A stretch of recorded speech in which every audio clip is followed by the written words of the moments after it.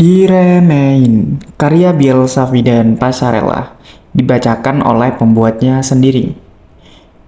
Perkenalkan, namaku Bobby, usiaku 19 tahun. Aku lahir dari orang tua yang biasa-biasa aja dan sederhana. Aku baru lulus sekolah sekitar 7 bulan lalu, tepatnya tahun 2022. Dan saat ini aku masih belum bekerja, dengan kendala ijazahku belum bisa diambil di sekolah. Karena memang aku belum bisa membayar kekurangan uang SPP, jadi ijazahku ditahan.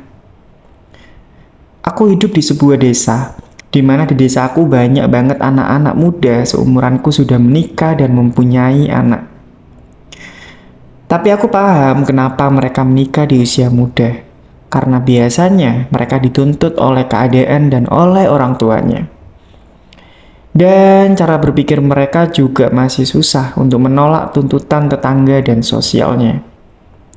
Tapi bersyukurnya, orang tuaku tidak seperti itu. Mereka sangat memahami apa yang aku mau dan aku kejar. Dan singkat cerita, ketika aku lulus sekolah, aku pernah bingung mau kerja apa dan di mana. Karena tidak semua perusahaan atau pabrik mau menerima karyawan yang hanya punya surat tanda kelulusan aja. Dan di saat itu yang bisa aku lakukan adalah membantu keseharian orang tuaku aja, yang mencuci baju, mengepel, menyapu, mencuci piring, dan masak.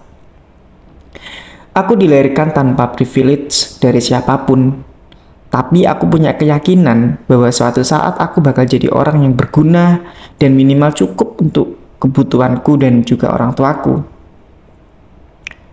Setelah aku lumayan cukup lama di rumah dan sedang mencari-cari pekerjaan dan menaruh lamaran di setiap toko, perusahaan, atau pabrik dengan harapan diterima dan aku bisa kerja. Akhirnya usahaku itu nggak sia-sia. Aku diterima kerja di sebuah toko baju dan sepatu yang di sana itu ada 4 orang karyawan dan 1 manajer toko. Aku cukup menikmati kerjaan itu meskipun pulangku ke rumah hanya seminggu sekali. Dikarenakan tempat kerja dan rumahku itu jauh, sekitar 2 jam perjalanan naik motor. Singkat cerita, gak kerasa aku kerja sudah 1 tahun lamanya. Aku bersyukur bisa ngasih orang tua meskipun gak banyak. Beli keperluan yang aku pengen dan aku juga bisa menabung. Namun sejujurnya selama 10 bulan aku kerja di sana, aku mendapatkan perlakuan yang kurang enak. Karena waktu itu 4 orang karyawan itu adalah orang-orang lama dan mereka 2 cowok dan 2 cewek.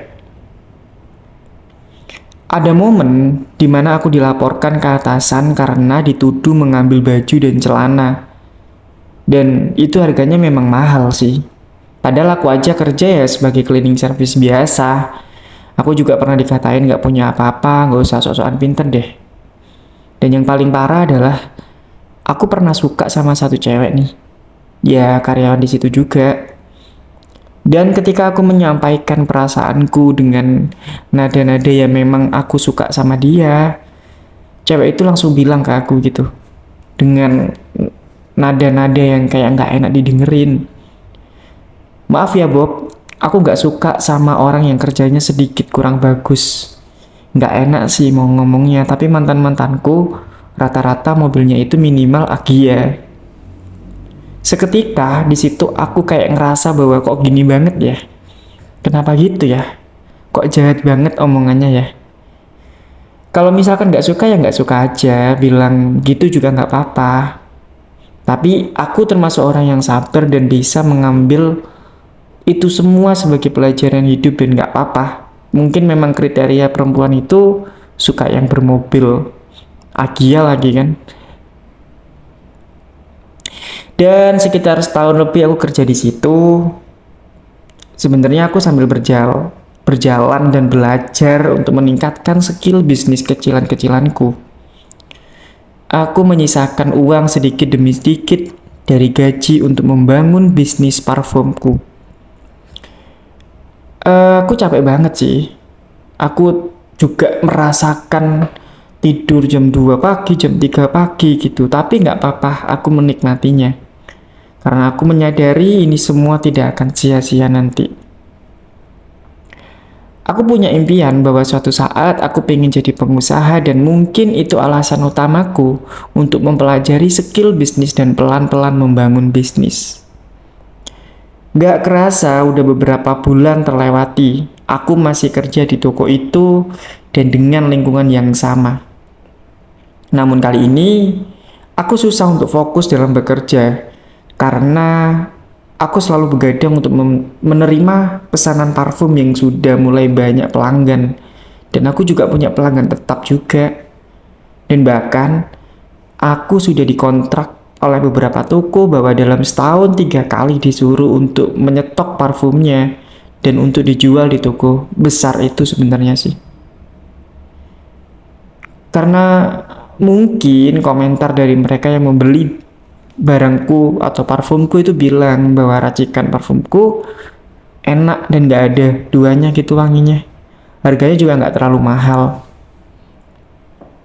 Dan setelah aku pulang kerja dari toko baju itu, tepatnya sekitar jam 6 sore lah ya, aku pulang ke kosan, dan sesampainya di kosan aku mandi, makan, dan aku membuat kopi juga. Karena cuaca pada malam itu habis hujan deras, dan hawanya dingin sejuk gitulah, kalian bisa ngebayangin lah ya. Dan setelah semuanya selesai, aku duduk di atas kasur dengan memegang satu botol parfum dan melihat botol parfum itu sambil berpikir dan ngomong-ngomong sendiri, kayak orang gila. Kira-kira kalau aku keluar dari kerjaanku gimana ya? Karena parfumku ini sudah sangat alhamdulillah. Dan orang-orang di sekitarku juga tidak ada yang menyadari kalau ternyata parfumku ini sudah punya merek dan label. Ketika aku berpikir berjam-jam lamanya, aku masih ragu. Karena ketakutanku itu adalah ketika nanti aku keluar dari kerjaanku, tiba-tiba parfumku itu menurun drastis pembelinya dan bangkrut, dan aku susah cari kerja lagi. Dan gak kerasa tiba-tiba jam sudah menunjukkan pukul 11 malam, dimana aku harus istirahat karena besoknya aku shift pagi. Alarmku berbunyi setengah 6 pagi, aku mandi, aku prepare karena aku bersiap mau berangkat kerja. Setelah jam menunjukkan setengah 7, aku bersiap-siap kerja dan aku jalan kaki, karena kos dan tempat kerja kebetulan sangat dekat. Sesampainya di tempat kerja, aku mencium bau sesuatu yang gak asing di hidungku. Dan aku menyadari ketika melihat botol parfum merekku dipegang oleh salah satu karyawan yang mana ternyata dia si perempuan yang menolakku dulu. Dia menyukai dan membeli parfum racikanku sendiri. Aku senang dan kaget, ternyata selama ini dia tidak menyadari bahwa parfum yang dia pakai adalah brandku. 1 bulan kemudian, aku sudah mulai kewalahan dengan pesanan parfum yang mulai naik terus. Dan aku juga keteteran dengan jam kerjaku. Dan hingga akhirnya, aku memutuskan jalan untuk keluar dari pekerjaanku dan aku fokus dengan bisnisku. Dan semenjak itu, aku berusaha semaksimal mungkin dan fokus dengan usahaku ini. 1 tahun berjalan, setelah itu aku sangat bersyukur karena aku mendapatkan investor dan mulai membangun pabrik kecil-kecilan dan mencari karyawan untuk pabrikku. Dan alhamdulillahnya lagi, aku sudah bisa membelikan orang tuaku rumah dan aku juga punya rumah sendiri. Sampai ada momen di mana kebetulan aku membawa mobil karena aku mau memesan baju dan sepatu untuk karyawanku. Aku tertuju oleh satu tokoh atau tokoh yang dimana itu adalah tempat kerjaku dulu. Aku datang, aku memesan 100 pieces baju dan sepatu dengan ukuran yang berbeda. Dan aku merasa terbawa suasana dulu saat aku diremehin oleh satu perempuan dan diejek oleh karyawan-karyawan ini. Dan mereka juga nggak ada yang keluar dari toko itu, mereka masih orang-orang yang sama. Dan sampai ada momen mereka kaget bahwa ternyata orang yang dulu mereka ejek sekarang adalah seorang pengusaha parfum, dan bahkan mereka malu dan berusaha menyembunyikan wajahnya. Karena mungkin merasa bersalah dan sedikit ada wajah-wajah penyesalan. Begitu juga perempuan yang dulu mengejekku dan menolakku tadi. Namun, meskipun aku sudah bisa dibilang penghasilanku lebih besar dari mereka, dan aku juga punya usaha sendiri, aku nggak boleh sombong. Aku tetap harus menjadi seseorang yang rendah hati dan jangan menyimpan dendam apapun. Cerita selesai. Pesan dari cerita ini adalah kita jangan sampai sedikit pun meremehkan pekerjaan atau keadaan orang-orang terdekat kita. Hargai mereka, jangan dibeda-bedakan, karena kita nggak ada yang tahu mereka itu melakukan apa di belakang kita. Ya untuk kehidupannya gitu, kita kan nggak ada yang tahu, dan kita juga nggak mungkin memonitor mereka 24 jam kan. Jadi yang kita bisa lakukan adalah kita harus menghargai dan menghormati pekerjaan mereka, apapun pekerjaannya. Karena semua pekerjaan itu baik, asal halal dan tidak merugikan orang lain. Apa kalian pernah mengalami ini? Kalau pernah, yang sabar ya, semua akan selesai kok. Terus semangat untuk pekerjaanmu dan terima kasih sudah mendengarkan cerita ini. Maaf kalau misalkan ada yang kurang dari mana aja, silahkan komentar di bawah ini dan sampai jumpa lagi.